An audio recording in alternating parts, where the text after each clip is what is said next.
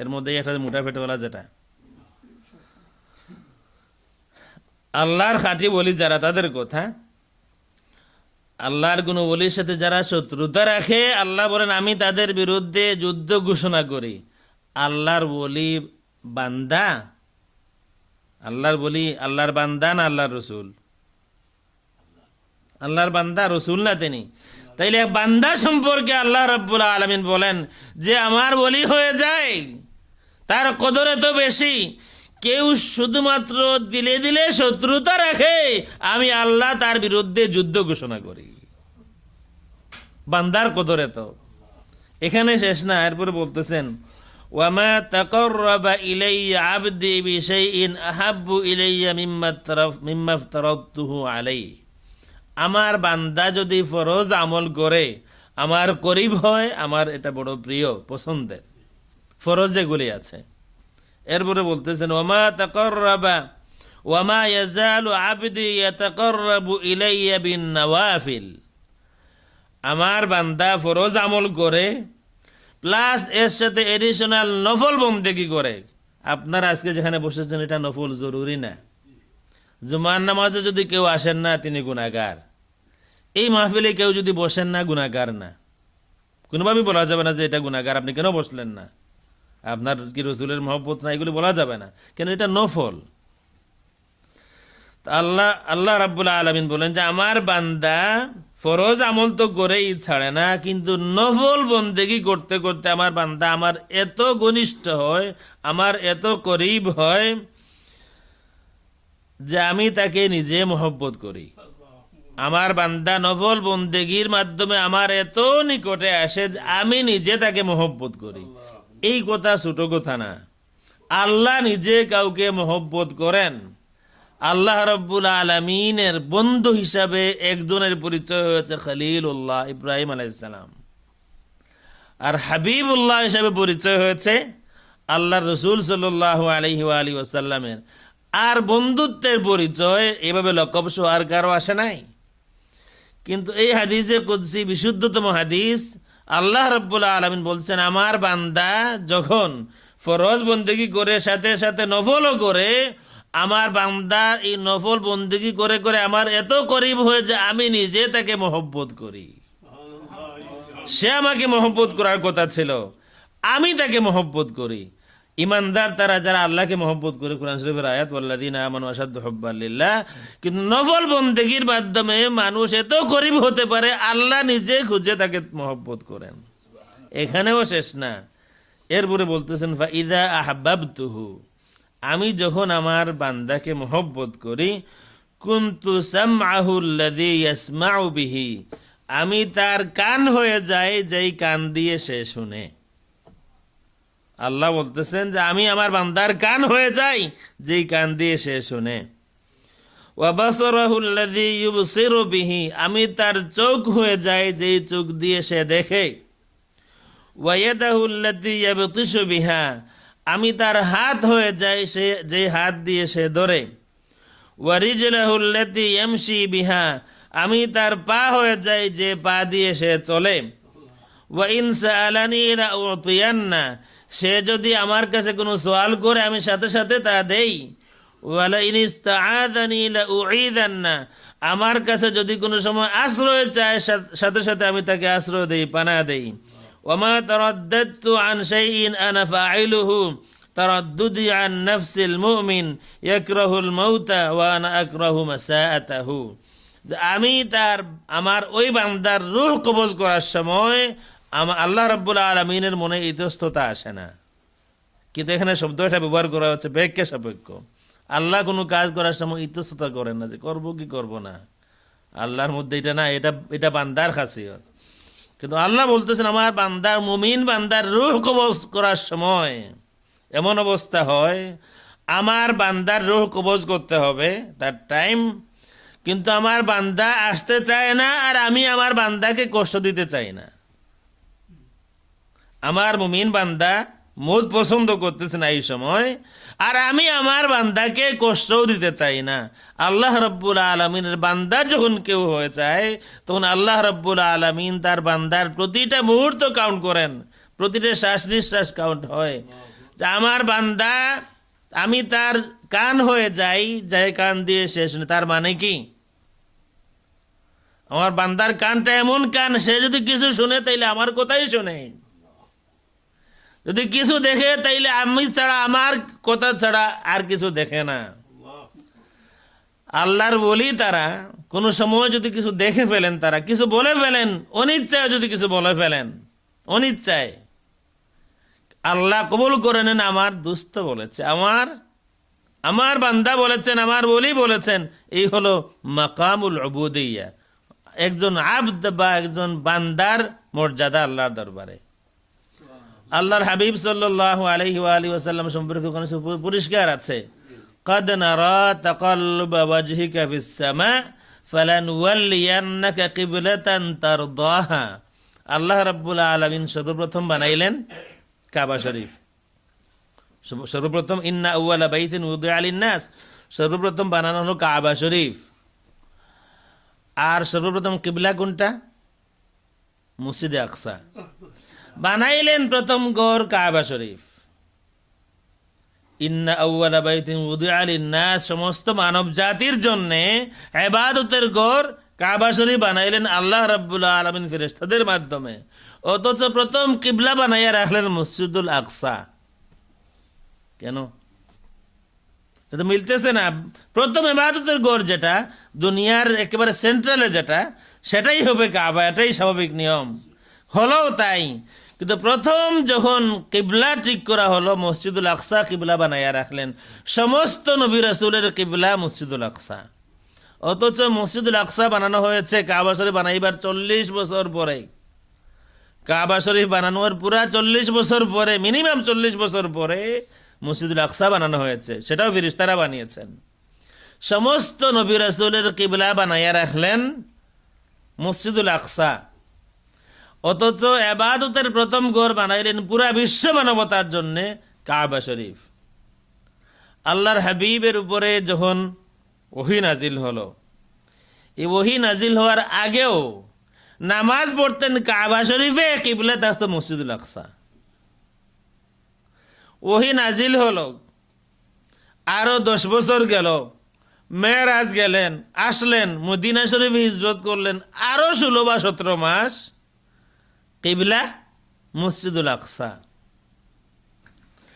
আল্লাহর হাবিব সাল্লাল্লাহু আলাইহি ওয়া আলিহি ওয়াসাল্লামের মনে মনে টান হলো যে কিবলাটা যদি কাবা শরীফ হতো।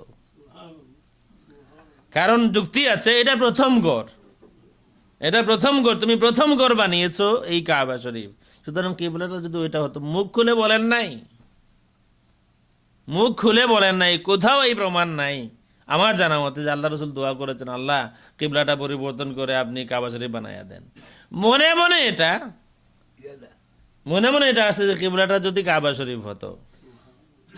জোহরের নামাজে দাঁড়িয়েছেন, 2 রাকাত নামাজ পড়া হয়েছে, আল্লাহ রসুলের মনের মধ্যে সেটা আসে, কিবলাটা যদি কাবা শরীফ হতো। নামাজ পড়তেছেন মসজিদুল আকসার দিকে হয়ে।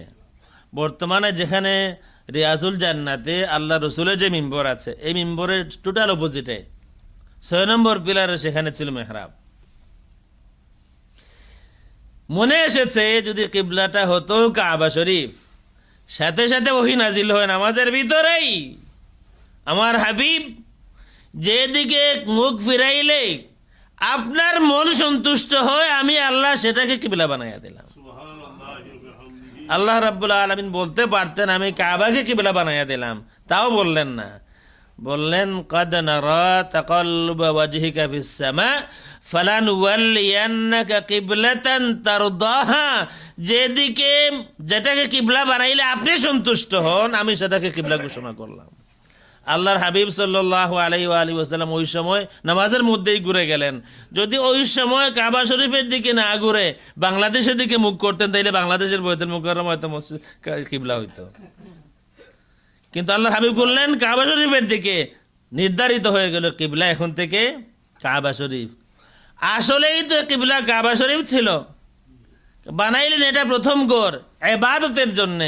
কিন্তু আল্লাহ রাব্বুল আলামিন তার বান্দার মাকাম কত, আল্লাহ রাব্বুল আলামিন তার বান্দাকে কত আপন ভাবেন প্রমাণ করার জন্য এই হাজারো কি কত লাখ বছর গেল, আল্লাহ রাব্বুল আলামিন একটা মুহূর্তের অপেক্ষায় আমার হাবিব নামাজের মধ্যে দাঁড়াবেন, আর আপনার মনে আসবে হায় রে, কিবলা যদি কাবা হতো, আর আমি আল্লাহ রাব্বুল আলামিন ওই মুহূর্তে কিবলা পরিবর্তন করে দেব, যেদিকে মুখ ফিরাইলে আপনি খুশি, আমি আল্লাহ আপনার খুশিকে কিবলা বানিয়ে দিলাম। এই বান্দা, এখন আশা করি কিছু বুঝে আসবে যে এই বান্দা আল্লাহ রাব্বুল আলামিন কেন বান্দা বললেন। এখানে দুনিয়ার মানুষ তোমরা বান্দার পরিচয় জানো না, বান্দা আল্লাহর কত আপন, বান্দা আল্লাহর কত করিব হয়, বান্দার জন্য আল্লাহ রাব্বুল আলামিন কি কি করতে পারেন তোমরা তা জানো না। দেখো আমি আল্লাহ রাব্বুল আলামিন এক বান্দাকে দেখাইয়া দেই, এক বান্দা কোথায় পৌঁছে তোমরা দেখো। আজকে বর্তমানে সময়ে যদি আপনারা, ওই যে ইমাম সাহেব বললেন যে এখন আর মোবাইল দেখেন না, মুসকে মুসকে আমি হাসলাম যে আপনি মোবাইল না দেখলে কোনো কিছু হবে না, আপনার ছেলে কিন্তু ঠিকই মোবাইল দেখবে, আমারও ছেলে আছে তো আমি তো জানি। মোবাইল না দেখলে বিপদ কাটবে না, এখন দেখতে হবে, দেখে আমাকেও সতর্ক হতে হবে, আরেকজনকে সতর্ক করতে হবে। আল্লাহর হাবিব সাল্লাল্লাহু আলাইহি ওয়া আলিহি ওয়াসাল্লামের এই রাত যখন আসে, মানে ইসরা মেরাজের সময় যখন আসে, কালকে আমাদের মসজিদে এখানে একজন বলতেছিল যে কিছু মানুষ শুধু বলতে থাকে যে এটা ঠিক না, এটা না, ওইটা না, মেরাজের কোনো ডেট ঠিক নাই, মেরাজ করা, আলোচনা মাহফিল করা এগুলা বেদাত, সাহাবায়ে কেরাম করেন নাই। তা আমি বললাম যে দেখেন, আমরা কিন্তু সবাই কিছু না কিছু করতেছি, তাদেরকে দোষিয়া লাভ নাই, সবাই কিছু না কিছু করতেছি। আমরা যেমন আজকে এখানে বসে কোরআন শরীফ খুলে, আমরা হাদিস শরীফ খুলে আপনাদেরকে এই রাতে কি ঘটেছিল তা বয়ান করতেছি, শুধু আমরা কিছু করতেছি, আর তারাও কিছু করতেছে যে তোমরা কিছু করবা না এই রাত্রে, কারণ এগুলা করা বেদাত। সুতরাং সবাই আমরা শেয়ার করতেছি, তারা তাদেরটা করতেছে, আমরা আমাদেরটা করতেছি।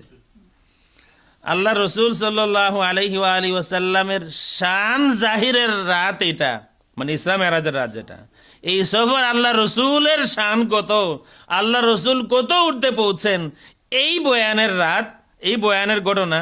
কিন্তু দেখবেন মানুষ চেষ্টা করে কতভাবে আল্লাহ রসুলকে একটু নামাইয়া রাখো, না জানে বেশি মানে উপরে চলে যান তিনি।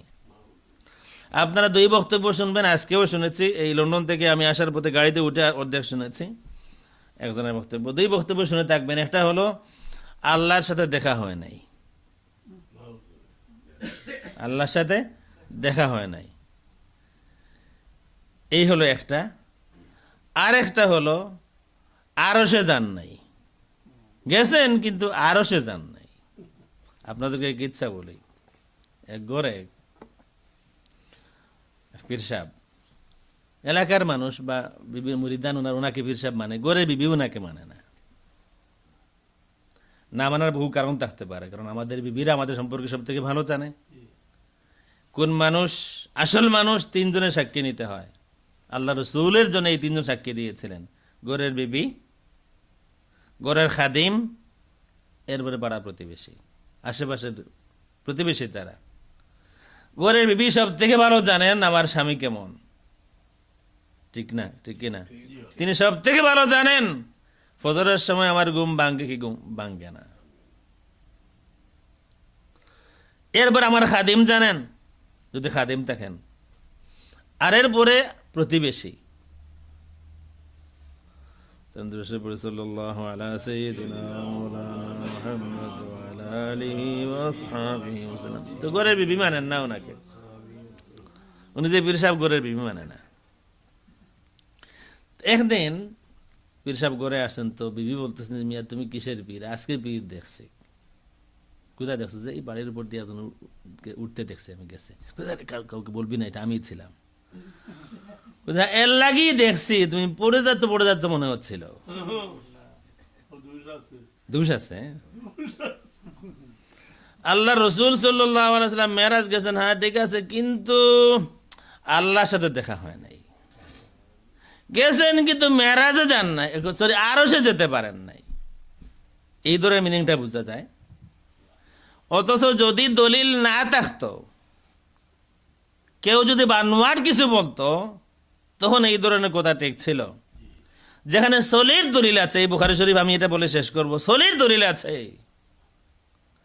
এখানে তাদের বক্তব্য হলো আল্লাহকে দেখেন নাই, এবং খুব সুন্দর করে বলে এটা জান্নাতের আইটেম, আল্লাহকে দেখা এটা জান্নাতের আইটেম, জান্নাতে গেলে দেখবেন। আল্লাহকে দেখা না দেখার ব্যাপারে বলি, তাদের একটা স্ট্রং দলিল আছে, আল্লাহকে দেখেন নাই এর পক্ষে একটা স্ট্রং দলিল আছে মুসলিম শরীফে। সেটা হলো আম্মা আয়েশা রাদিয়াল্লাহু তাআলা আনহা বলেছেন,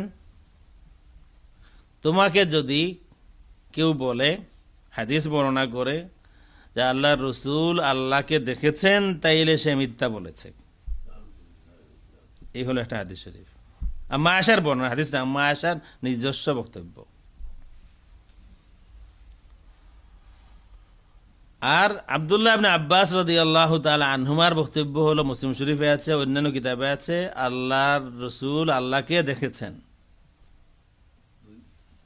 সাহাবায়ে কেরামের মধ্যে আম্মা আয়েশার একমত, আব্দুল্লাহ ইবনে আব্বাস রাদিয়াল্লাহু তাআলা আনহুমার আরেক মত, অন্য মত। তিনি বলেছেন দেখেছেন, আম্মা আয়েশা বলতেছেন কেউ যদি বলে দেখেছেন তাইলে সে মিথ্যা বলেছে। প্রথম কোন ব্যাখ্যা না চাইয়া, ব্যাখ্যার পরবর্তীতে বলতে, প্রথম বলে যখন সাহাবায়ে কেরামের মধ্যে ইখতিলাফ হবে, তখন এই ইখতিলাফ থেকে বাঁচার সব থেকে সহজ পথ হলো দেখো আল্লাহর রসুল কিছু বলেছেন কিনা। কারণ এই দুইটাই তারা তাদের বক্তব্য দিয়েছেন। আম্মা আয়েশা তার নিজের কথা বলেছেন, আব্দুল্লাহ ইবনে আব্বাস রাদিয়াল্লাহু তাআলা আনহুমা তিনিও তার নিজের কথা বলেছেন, নিজের তাফসীর দিয়েছেন। সহজ পথ হলো এর থেকে এই যে একটা কন্ট্রাডিকশন, এটাকে মিনিমাইজ করার বা সমাধান করার সহজ পথ হলো দেখো আল্লাহ রসুল স্পষ্ট কিছু বলেছেন কিনা। আল্লাহ রসুলের স্পষ্ট হাদিস আছে, কিতাবুস সুন্নাহ, ইমাম ইবনু আবিল আসিম 287 হিজরিতে ওফাত, আমার এখানে কিতাবের পেজ আছে। এই কিতাবের তাহকিক করেছেন তাদের গুরু শেখ আলবানী। তিনি বলেছেন এই হাদিস সহিহ। আল্লাহর হাবিব সাল্লাল্লাহু আলাইহি ওয়া আলিহি ওয়াসাল্লাম বলেন, রাআইতু রব্বি, আমি আমার রবকে দেখেছি।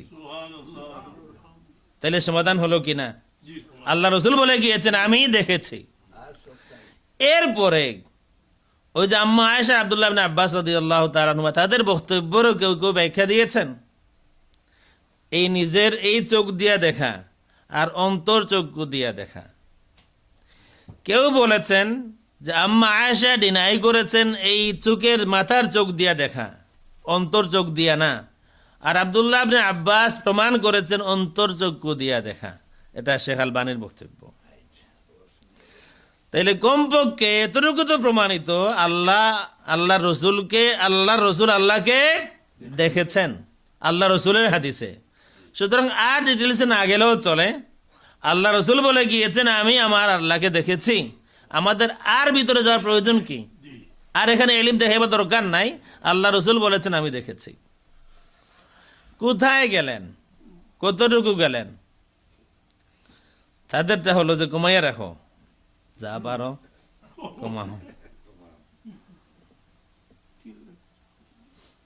বুখারী শরীফের হাদিস নাম্বার 7517, কিতাবুত তাওহীদ, বাব ওয়া কাল্লামাল্লাহু মূসা তাকলীমা। আনাস রাদিয়াল্লাহু তাআলা আনহু আল্লাহ রসুলের সফরে বর্ণনা দিয়েছেন, একেবারে পিওর অথেন্টিক বর্ণনা বুখারী শরীফের। আল্লাহর রসুল আল্লাহকে দেখেননি, এই হলো তাদের একটা, এটা গেল। পরেরটা হলো যে গেছেন বেশি থেকে বেশ সিদরাতুল মুনতাহা।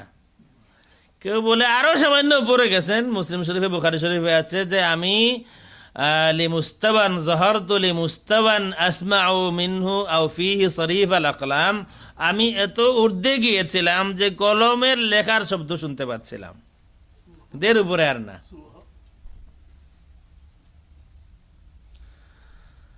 বুখারী শরীফের এই হাদিস, নামাজ পড়ার সময়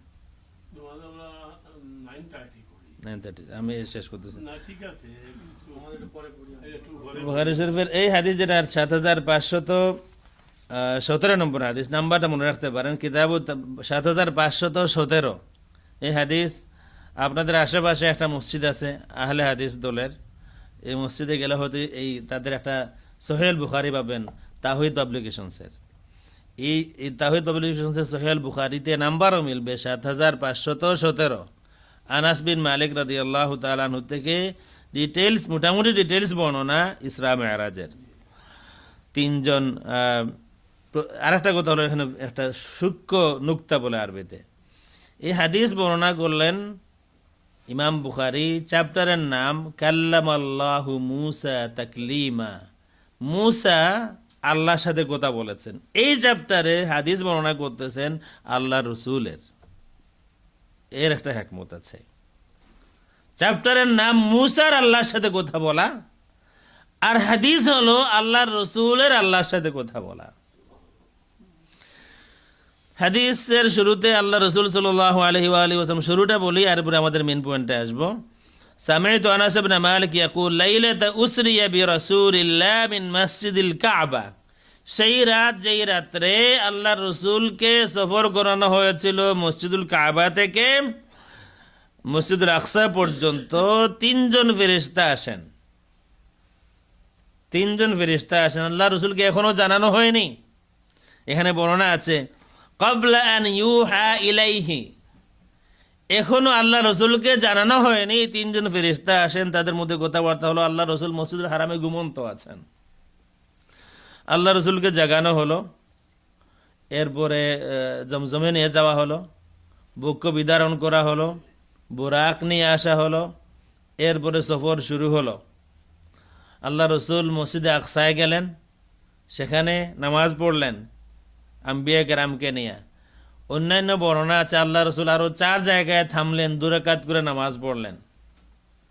খেজুরের বাগান পরিবেষ্টিত একটা এলাকা, জিবরিল বলেন ইয়া রাসূলুল্লাহ এখানে নামুন, 2 রাকাত নামাজ পড়ুন। নামাজ পড়া হলো। জিবরিল কোন জায়গা বললেন, এটা হলো ইয়াসরিব, আপনি যেখানে হিজরত করবেন, তুর পাহাড়, সেখানে গেলেন, নামুন, নামাজ 2 রাকাত পড়ুন। 2 রাকাত নামাজ পড়া হলো। জিবরিল কোন জায়গা, এটা তোর, যেখানে মুসা এসেছিলেন আল্লাহর সাথে কথা বলার জন্য। কথা বলা তো কি বেহুশে পড়ে গেছেন আগেই, তাজাল্লির সাথে সাথে খাররা মুসা সাইকা।